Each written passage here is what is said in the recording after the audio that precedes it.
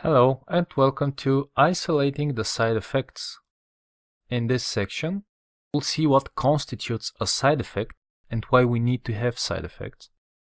Then we'll implement the features delete and add book, and finally we'll see how to push the side effects out and why we actually need to do that.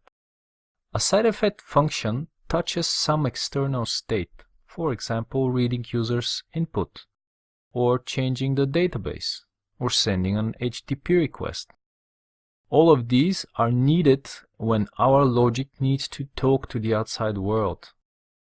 And communication with the users always goes through some sort of side effect.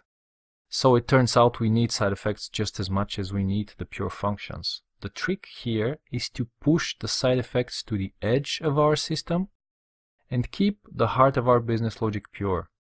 Let's jump right in with the implement delete book feature.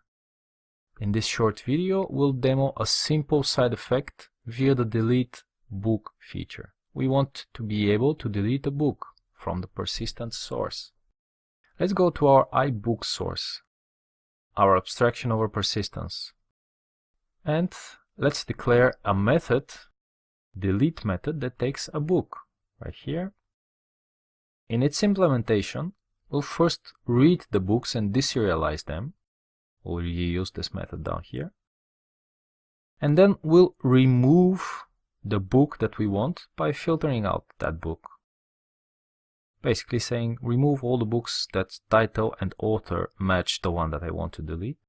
We are reasonably sure that we'll get the right one. After that, we'll serialize the content of removed and write it in the book.json file. This way, persisting our deletion.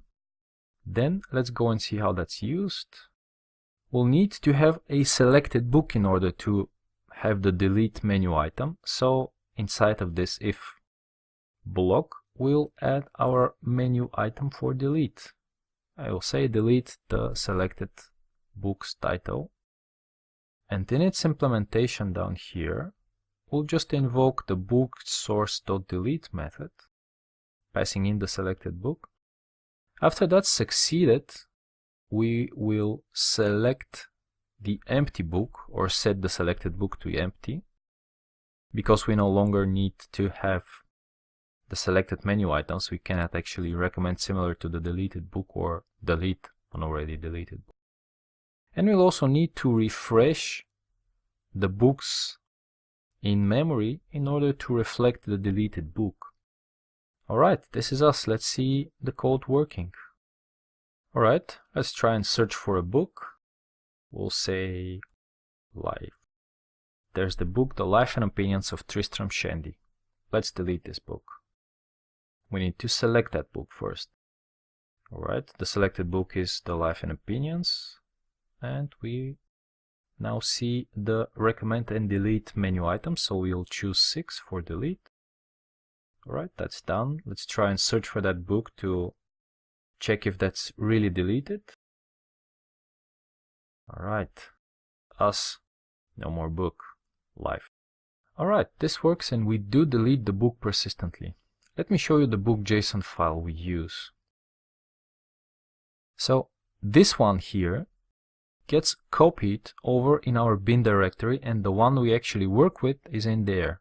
If I this button up here, which changes our view to folder view, we see that there's a bin debug.NET Core app to all folder, and that's where our books.json live and all our deliverables, DLLs, JSON files, and so on. So this is the one that we are persisting in, and as long as we don't clean our solution or rebuild, we have the changes persisted.